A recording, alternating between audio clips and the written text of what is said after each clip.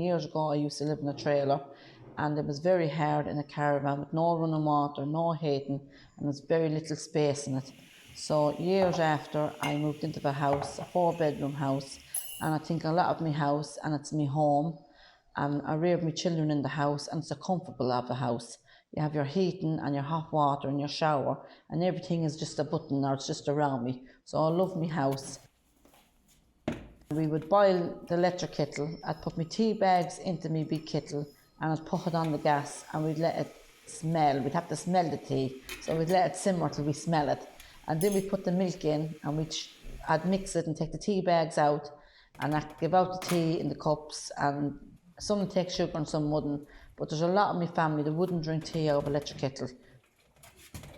And my house, I have a teapot as well, and I love making kettles of tea for my family. Usually on a Saturday morning, I'd put on the pot and I'd put on the frying pan, and after my breakfast, my family would come, a few of my sisters, my brothers, and we talk. I'd make 2 or 3 kettles of tea, and we talk about how we're getting on, how life is, and our father is dead, and we usually tell funny stories about my father. So I think a lot of my house, and I love having a cup of tea with my family.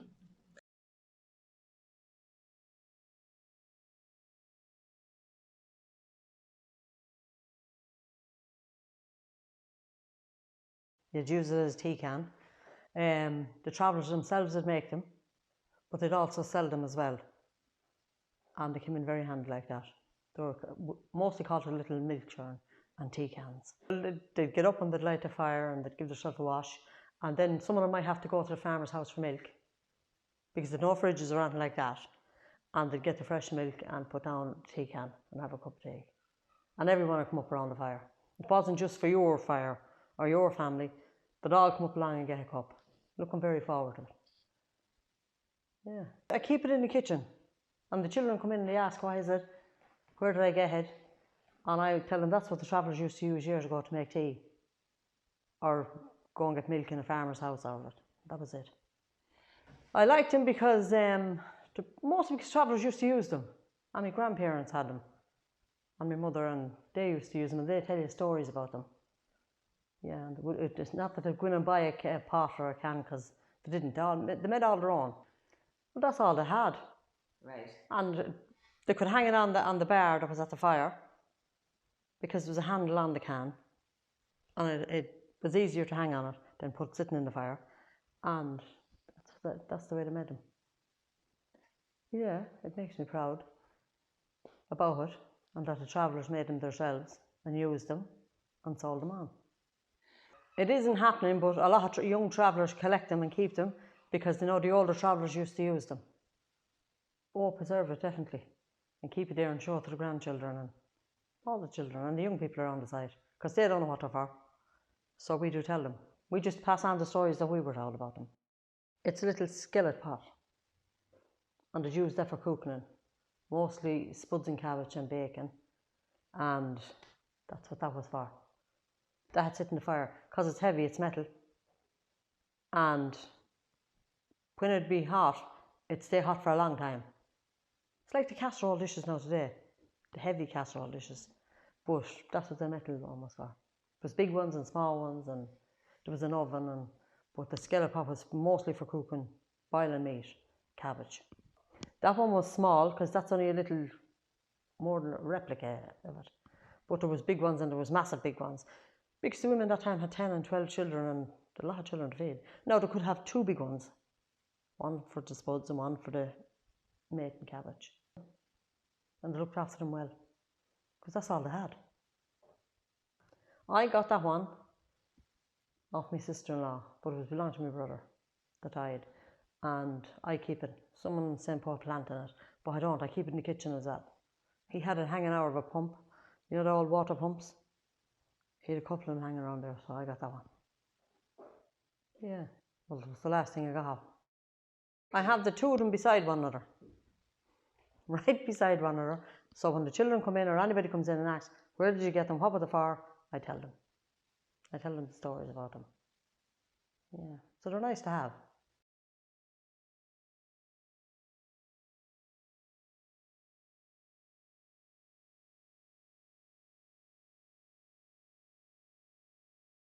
This is a saucepan that my father and the father before him and his father before him again was tinsmiths all their life. So my father would make 12 of those saucepans for us to sit at the fire and drink our tea out of it. And we would keep them, but the extra ones that he make, we would bring them out to the houses and we would trade them for cabbage, bacon, secure bacon, flour, because the settled people wouldn't have much money either. So we would trade those for the cabbage and the spuds and the flour and the home cured bacon that'd be hanging up in the shed. And we would take very little money, maybe tuppence or threepence, along with that. But this was the trade them years from Travellers. It was handed down from hand to hand and from father to son and to son, right down along the whole family. I still use this one the whole time. I make the tea in a little burner and put it into this saucepan and I would drink out of it. Well, because it reminds me of years ago when there was no cups on the roads, no mugs, only the saucepan. So I never forgot or I never will.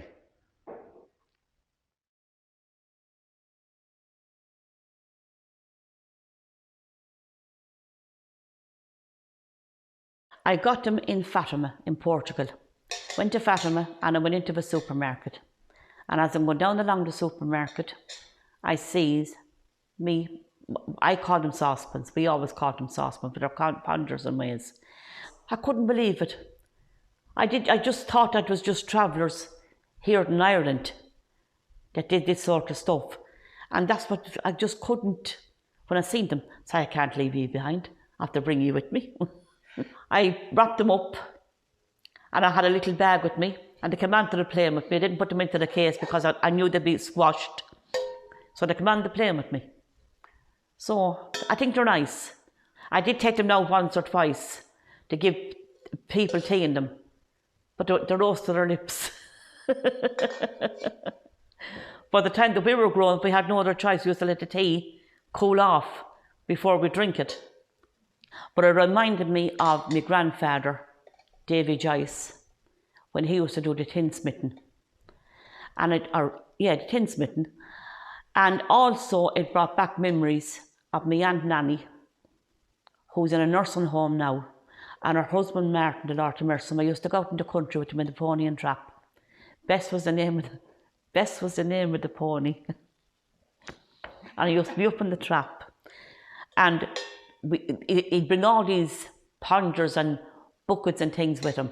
So that it really and truly did bring back memories and brought memories back of my childhood. This was our Delph.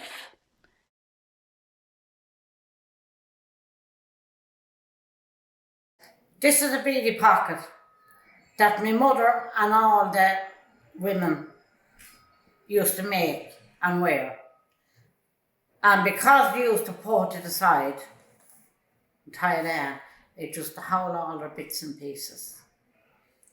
If they're scissors, their comb, a few shillings that we got for begging to put into it, their needle and thread. I got it from a woman above in Galway. She was making them and she gave me this one. They'd always make the pockets but to put something holy. When we leave in the camp in the morning and we'd be parting, they said they'd be going to Roma and we'd be going ours. And if you had a best friend, she'd give you maybe a brooch or a button or something, and when we'd meet again, we'd still have them.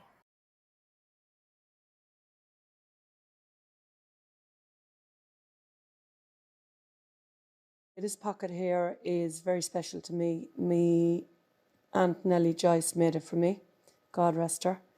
So she made it about, I think it's about 5 or 6 years ago now she made it for me.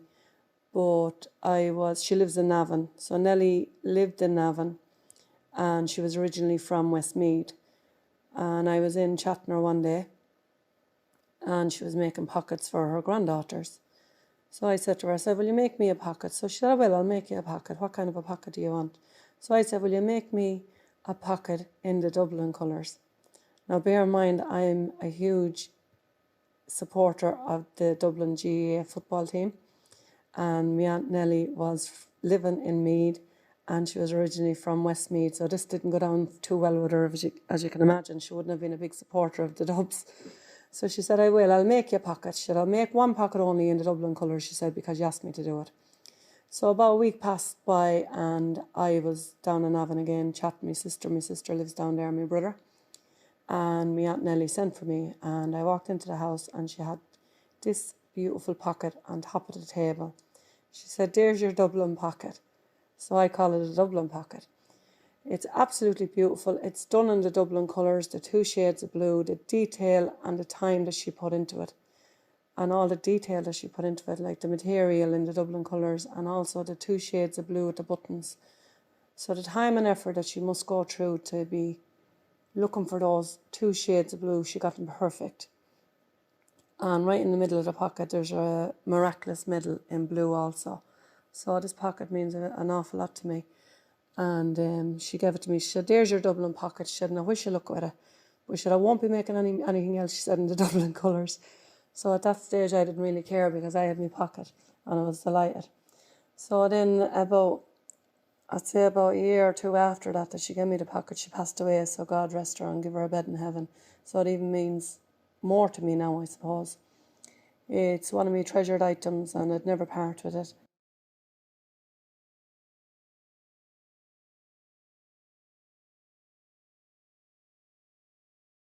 Well, I have a photo of my grandfather that too many people hasn't.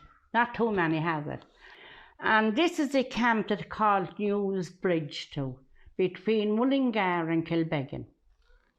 And if you look at them, they were hard, very hard work people and had a hard life. But the old woman is able to sit on her hunkers and sit down and able to get up. Well, if me or you sits down now, I had very hard to get up. I'd have to pull something. But he's sitting in one leg and the other one is up. So that's the way that it's that. There was no chair or there was no nothing in them days. She was Bridget McDonough, or Biddy McDonough more, and he was Paddy Joyce. And his mother was McDonough as well. They had a name to them. They was called them the Priest Martins. So she was one of the Priest Martins. His sister used to tell us, a big woman from Sligo, she tell you. So his sister was Sheila Riley's grandmother. And 82 of them could read, but they never could write. No, so she'd always get a newspaper, or if she found a newspaper after going out to the country houses, you'd give you a big paper with maybe a piece of bacon wrapped up in it. So she'd always read the paper for you. She was an out kind of a reader. She wouldn't keep it of herself. She'd read it out for you, for the stories that had began it. There was always something about the thinkers in it. The basin is the table in the ground. So they have that, they put the food into that, we'll say the bread or the butter or the things in that. But he was a very healthy eater. He'd have porridge first in the morning. And then maybe an hour or 2 after, he'd have the breakfast. But he'd always have prize cocoa going to bed, because he'd tell you they had to make him sleep. She always carried her scissors because she delivered a lot of babies in Travellers, because travelling women in them days never went to an antenatal clinic, or they never went back for checkups or things like that. They didn't even know what they were having till the baby be born, not like the women today. And then she delivered babies because we'd be a long way away from a hospital, maybe 12, 14 mile. And there'd be always two women, but she'd be one of them. Always brought the woman in labour to the hospital in pony and car. So she was a very an old woman, was very good and very handy, knew a lot. He dressed up he'd always wear a khaki shirt that was as hard as iron, but he always washed his own clothes. And when he'd go into the town then, he was very well got in Mullingar altogether completely, because they thought he was real rich because he looked a bit at it. And but the farmers really liked him, and we loved him as well. But she'd always get a few sweets. He'd never get sweets for the children, but she'd always get a few sweets for the tuppence or the maybe 6 worth of sweets. But she'd never leave a child out. She'd always give a child a sweet each, because we never got sweets.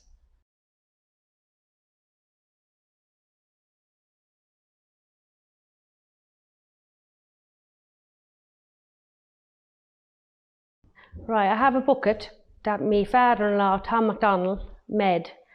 I asked him one evening to make me a bucket because my son was getting married, and he's one of the last tinsmiths of very few that's left in Ireland. And I decided to ask him one evening to make me the bucket because his son was getting married, and he said he would, of course. So he put on a horseshoe. He engraved a horseshoe onto it for a bit of good luck. And I used it in the morning at my son's wedding. I put a large bottle of champagne, a few small bottles of champagne into the ice bucket. And family came in that morning and loved the display and asked where did I get the bucket from. So I told them that the father-in-law, Tom MacDonald, made the bucket for me. But what I like about the bucket is I'll give it to my children when their children comes of age. I'll give it on to them, I'll pass it on, because to be honest with you, they absolutely adore them. But I'll cherish that bucket forever. I keep it in my home. I did give it a loan to my sister. My sister's son was getting married 6 weeks after my son got married, and my twin sister is married to my husband's brother. So it was kept in the family. It went down to her house and I got it back. And my second son then got married there last year, and I used it for him. And I have a daughter and she's 13, and with the help of God down through the years, I'll use it for her as well.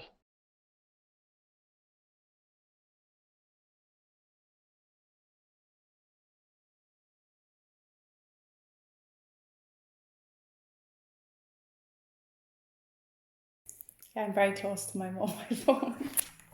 So I think my phone is very important to me. I'm interested in various different social media platforms, and one of them would be Facebook. I think for travellers, being able to keep connected with family is so important, especially when you've loads of family living abroad or living in different counties. But for me, I think it's celebration. You know, it's celebrating like weddings, communions, christenings, being able to put up your photographs, being able to show your family who are so far away, all of them kind of events, you know. But also I think it's really lovely in terms of like solidarity, for people to stand with you when things are really tough. Maybe when you have an intention that you want people to pray for you, you'll put a message or a post on Facebook, and you'll have the solidarity of the rest of your community sharing the same picture, asking for a few prayers. Yeah, I think it's a really, really good peer support network. I know we have various different pages for young people, you know, where they come together and they're able to talk to each other about things they're interested in, kind of common things. So there's specific, like, travellers buy and sell regouts, and, you know, you're able to put your own clothes that you have at home on that, and it's a really good way of recycling as well and reusing. So and then you're able to buy again, so you know you're winning in two ways. Like, you have various different fairs coming up, like Boris Fair. You'll have a lot of advertisement around that, where people can go, how people can get there, buses that are going there, so you know what travellers you're going to be sharing the bus with. So I think we really value information, and we're always so eager to get information from everywhere. Yeah, so myself, social media was a big platform in the lines of I formed a relationship through social media. So myself and my partner were texting through social media, and then we decided that we wanted to get married, and then our announcement was on social media platforms, and then it was a relationship status on Facebook, and then we got engaged in, and it was photos and videos like of when we got engaged up on Facebook and different platforms. That's for different family and friends as well to see who weren't there or who weren't able to make it, like, and myself as well. I see people's announcements and different things, like pictures of christenings or weddings or whatever that I wasn't attending myself, but I see it and I'm up to date with it. Like if my friends or girls are talking about it, saying like, oh, such a wedding or whatever, like, I know I'd say, oh yeah, I saw them photos on Facebook, is that the one you're on about, or was that the one with such a one on it, like wherever. You keep connected that way with social media, seeing things and seeing events on Facebook. Like I put up a happy birthday to my grandparents, or like some of my cousins or relatives belong to me, we put stuff up and say happy birthday to them, even though they're not even on the social media platform. So then that informs other people, like that, oh, that's that birthday, like whatever it is, and I'll show the photos, like if I have them there on the phone, just kind of keep them linked in a small bit as well. And then I do tell them to be sure you don't click it and don't like it and don't share anything, because they haven't a clue about touchscreen phones. Yeah. And then like I'm afraid to do something that they shouldn't do, and they do be afraid themselves. They'll be like, right, take this back off me now. Or they might say, you hold it but show me, this kind of stuff. So it's a good way of kind of keeping connected in that way.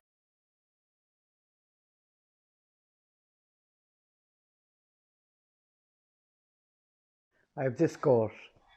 I got this off my sister-in-law, Biddy. She was a knock, and she found him in one of the barrels outside.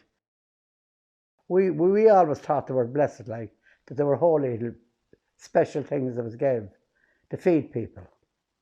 Because travellers always kept a goat years ago. Because a goat was very helpful to the travellers and very much liked. Because a lot of the women used to have young children. And in the morning, we had no fridges around to put the milk in, and the milk would be sour. So they could get the goat and milk them and give it to the children to feed them. And it was very important that way. Because you might be near a shop or near a big house that you could get us some milk in, you know. And it was very healthy for the children to drink.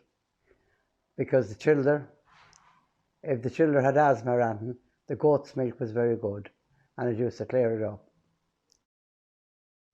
We got him from a little kid goat, and we reared him. And he was the image of this goat here, and that's how I like him. And his name is Polly. He was a very clean goat, and he used to have kids every year. And he had a big elder like this goat here, and you could milk him. He'd let no one milk him, only me.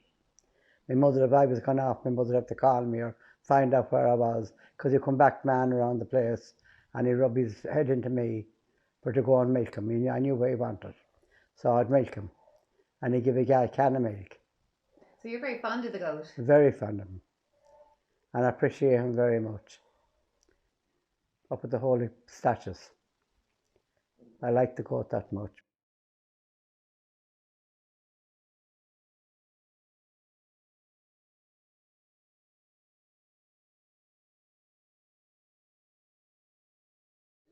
The object I have was one of my father's hats. And he used to always put lino, his own bits of lino in the inside, that I used to stick with glue and sew them on to keep that shape of the side of it like the Clancy hat. And that's the reason why I used to do that for. But he originally had his own, and he had about 2 whites and this one here. This is the one, and one the whites used to wear to funerals or parties or anything social-wise with the family. But the original one was buried with him. He's nicknamed, a lot of settled people call him he's called Clancy because of the look-alike, and he always wore the white hat, a very similar shape. It was actually the one shape as Clancy used to wear. Just the smell of it. You can actually smell his hair off it, and it's just nice to have known that was belonged to my father. And my brother has the other white hat. So that we still have the 2 hats. My father was called Michael Collins, which used to call him Pucks Mikey. Obviously, my mother, Nellie, used to call him Nellie and Mikey. Big Nellie and Mikey, the Pucks Mikey. The older men years ago wear the paddy hat. My grandfather, old Martin McDonough, he used to wear a hat similar to this, but it was the old-fashioned old hat with this style shape. My other grandfather, old Michael Collins, used to call him the old Mick old Billy Dial and Mick, he used to wear the paddy hat. So it'd be similar to this, but with the kind of like weeded or Galway kind of a hat. You ever see the tweed hat? He used to wear kind of a hat like that, but it was the paddy hat. And my other grandfather used to wear a hat similar to this. Probably that's why I like to do them. Probably bred me to like to do them. Well, this is my own paddy hat, as you can see. It's a white hat. And the white still reminds me of my father's hat. But yeah, I don't like the style of my father's hat. He liked that. So again, it takes a particular man to like a different style and different colours. I'm a person that likes all different hats. I wear a paddy hat, I wear one of those hats. In fact, I have 2 cowboy hats as well, leather. So I like hats. But this particular one that I like an awful lot is the paddy white hat. And I like the paddy hat, but I also like the colour of it because it always reminds me of my father. And that's the reason why I wear this hat an awful lot.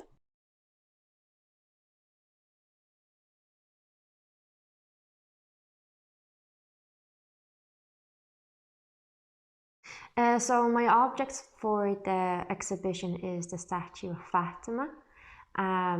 It was given to me by my grandmother after her pilgrim that she made to Portugal for Fatima. It's precious to me because firstly it has a religious meaning and it showcases the significance of a pious religion in the Roma community, and also it is a common tradition for the grandparents or the elders to pass down something of significant meanings to the younger generation. It was passed down by my grandmother to me to get closer to God. I'm very attached to this object. I'm very close to it, and it brings me a lot of happiness whenever I am in the times of doubt or whenever I'm sad. I just take out the rosaries that are around her neck and I start praying them, and it helps me to get closure and get closer to God, and hopefully He listens out to my prayers. In Poland, my family tries to go there annually to this holiest place in Poland. But more recently, the younger generation is trying to expand the borders and to go into different countries like France, to Lourdes, to Portugal for the Fatima. Recently, my family went to Medjugorje in Croatia, and we're planning to go to Palestine next year. So.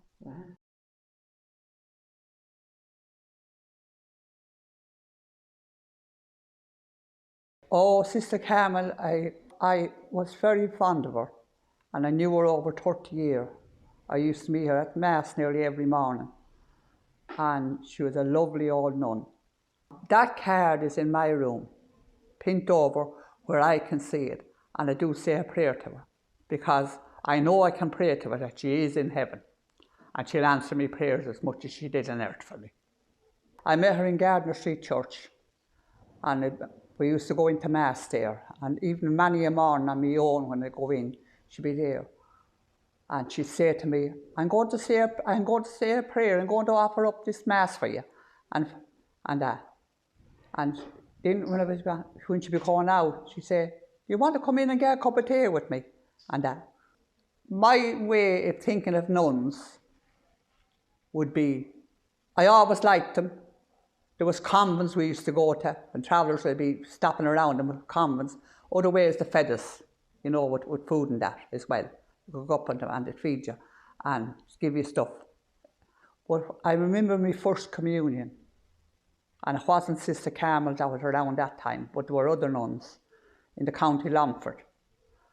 And it was them that gave me my first communion dress to wear. I used to go in and learn a bit of catechism and that. So they dressed me up for that day and gave me white shoes, white canvas shoes and a dress. It wasn't worth thousands, but it was worth thousands to me that day and that.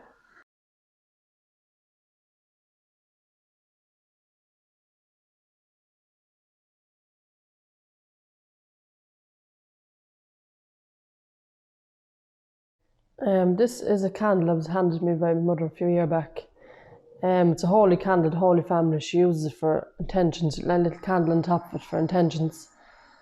And It came from a holy place. She went on a pilgrim a couple of years back, and she brought it back. And it's continued to. We always light candles on it for special intentions. We keep it in the house. In the house, like on the little the shelf area. Yeah, I like it. Just you kind of, it makes you feel good when you have a candle lit when you're looking for some answered prayer. Like I do, I pray to St. Martin, and that's pretty much it. I have a few, but this became my favourite one here. I like this one.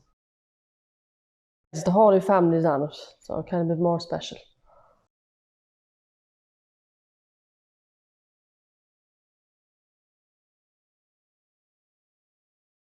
My object is this horse.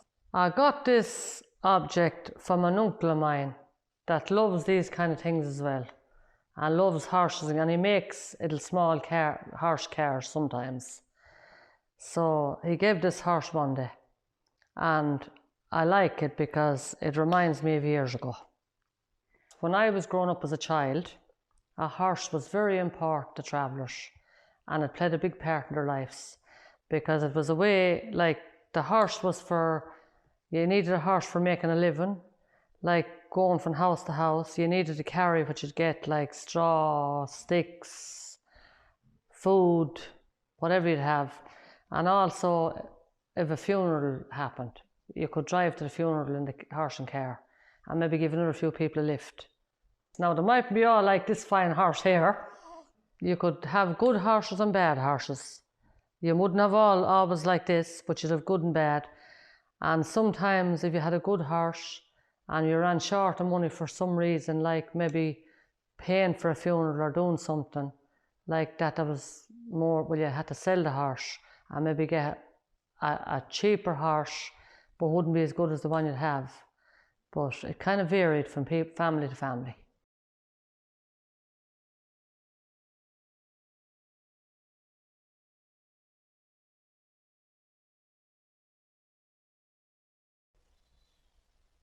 I decided to bring this horseshoe to the exhibition because it's a symbol of travellers' culture. The travellers would always have horses years ago, and to this day there's a lot of travellers that have horses. So I just thought that the horseshoe was a nice symbol to bring. I got this horseshoe in my mother's shed. She had it hanging above her door, and it's a symbol of good luck. If the horseshoe was hung downwards, it was a sign of bad luck, but she had it hung upwards as just that good luck, like for in the home. We have a teenager and an 11-year-old.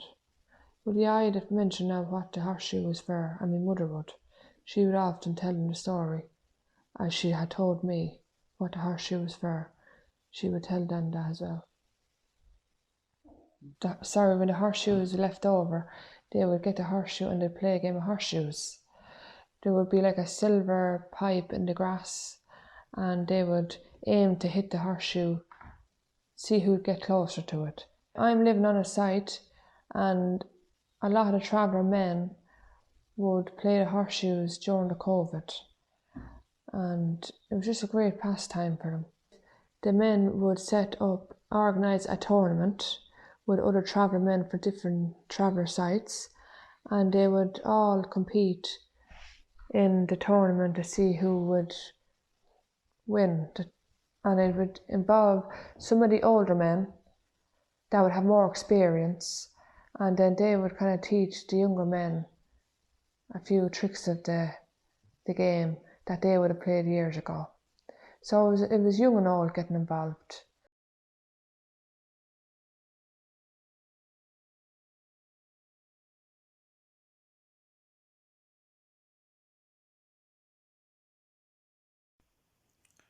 Today I would like to talk about my grandmother. She was well known in a town where she was born, as the Roma people live in one side of the town, and she was well known. The first headscarf I would like to talk, it's about the black and white, as she varied to church a lot. It was one of her favorite one. And the other headscarf I would like to talk to, it's the colourful one. She would sit on the road before you head into the Roma street where all the Roma lives, and she would sit there with her big apron and her headscarf on her head, and she would have loads of sweets in her apron, and all the kids would look out for this lady, my grandmother, with the headscarf. That's well they knew that she would give them sweets. She was very religious, and that's why those rosemary beans are very important to my family. She would go to church a lot, and she would always pray on the street when she would sit down and have her rosemary beans in her hands. So all these 3 items, she passed it on to my grandmother. And my grandmother was telling me all the story, how when my grandmother got them, she was very proud that she was the one who got it of her mum. And my grandmother passed it on to my auntie, and my auntie is so delighted to have them 3 items from my grandmother. My grandmother lived till 104, and the whole family was so proud of her.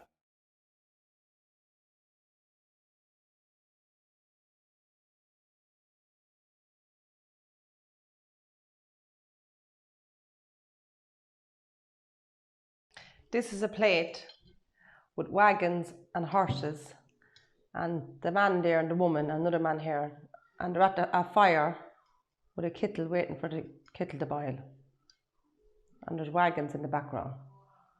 So this is where they lived, I'm assuming, come from the plate years ago.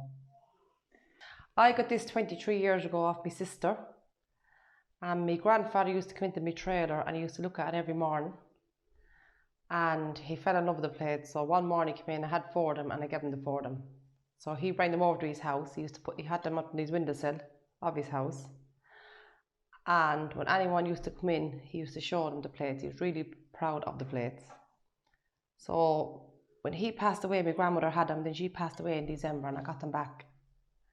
And they're sentimental to me, which were, he loved them, and they're sentimental to me now because he had them as well, and I loved them. So my grandfather, his name was Mike Collins. We were reared up with him. We used to call him Daddy.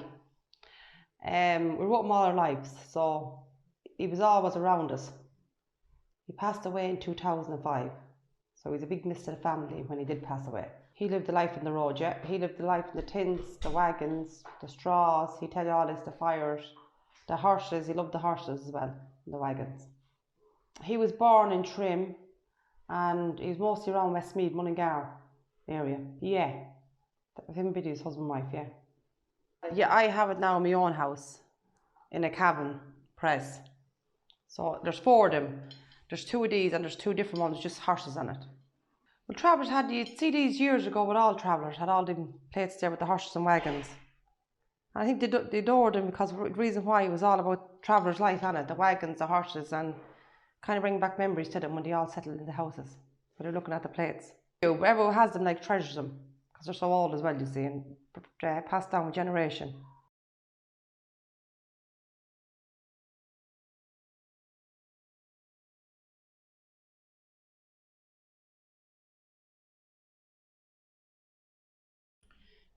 Well, the object I have in the exhibition would be a wagon display that Biddy got off her brother John years ago. Biddy would be my grandmother. She died the 10th of December 2021, and she was 90 years of age. So she has this statue for years. She always loved the wagons. She always loved the way of life with the wagons, and she never stopped talking about the wagons. And her brother John seen it in a shop window one day when he was passing, and he took a Biddy straight away, and he brought it back to her. So she absolutely loved it, because she loved the freedom of out travelling around Ireland. She reckons they were left into the houses that they were isolated too much. She'll never forget the freedom. Outside they used to do their baking and their boiling. Outside they used to use a skillet for that, and an old bar they used to use for it, to put the bar into the ground and over the fire and hang the skillet over it. So it was a hard way of living, but she reckons it was a good way of living. I think it's an absolutely beautiful statute. And when I had in here my two grandchildren, especially my 5-year-old, he was amazed with it, because he never seen the wagon. And he asked me what the wagon was. What's that, Nanny? And who are they, Nanny? And he knew Biddy. And he used to say, he says to me here the other day, and it's that Biddy. And I thought it was Biddy, because he knew it was belonged to Biddy. So, no, I think it was an absolutely beautiful, everything that's in it reminds you of the traveller ways of living. Down to even to the dog, to the fire, to the skillet, to what the women was wearing, even the men was wearing. And I think even now that I think it's even more precious now that she's gone. The memories of it. I lived in caravans most of my life around Branchtown. We were mostly living. She used to, even though she was in a caravan and we were all in the caravans, I was near extended family mostly we used to live with, and maybe a few outsider ones, but it was still family. And she used to always have a fire outside her trailer, and she used to always bake the cake in the skillet outside the trailer. She used to bake the cakes, and the cakes just come out absolutely beautiful. You used to be waiting around the fire for the cake to be done. Yeah. Cornbread, plain bread. She was a great cook, no, she was. She was a great cook.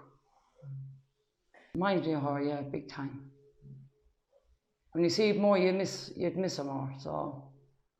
But at least you have the memories, that's the main thing.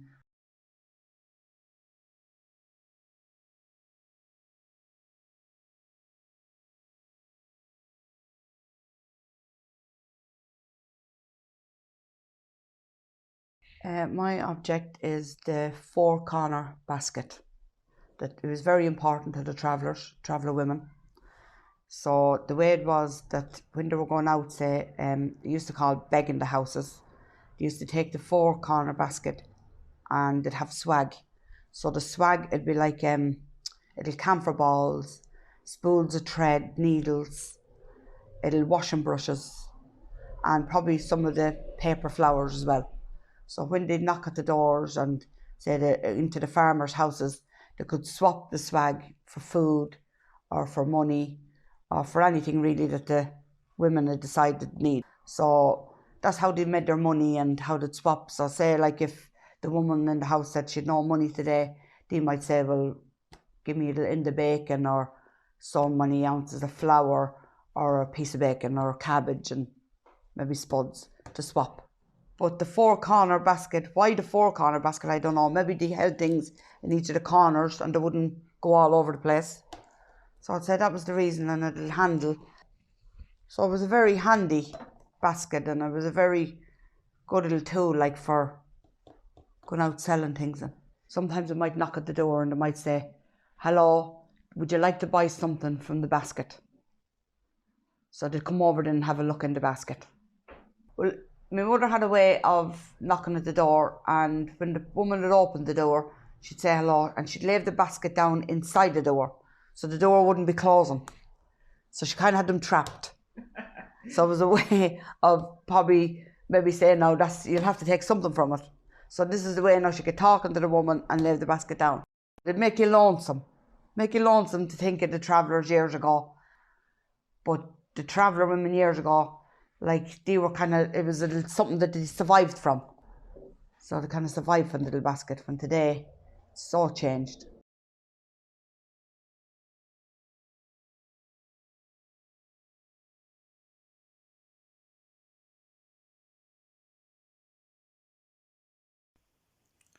Today I would like to talk about my grandmother.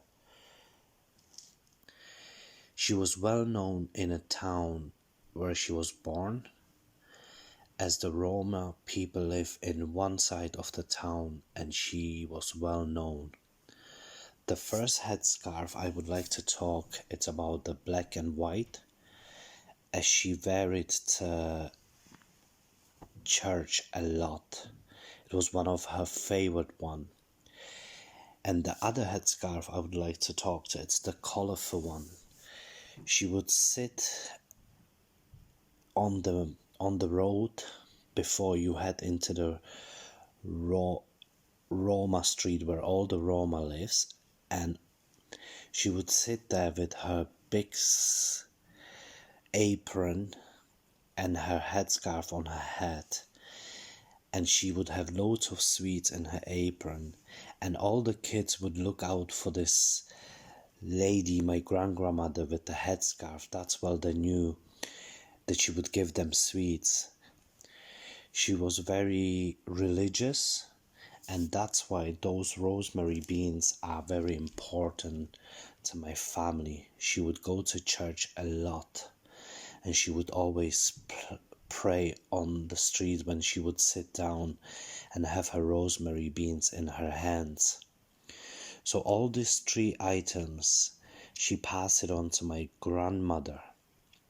And my grandmother was telling me all the story, how when my grandmother got them, she was very proud that she was the one who got it of her mom. And my grandmother passed it on to my auntie, and my auntie is so delighted to have them 3 items from my grandmother. My grandmother lived till 104, and the whole family was so proud of her.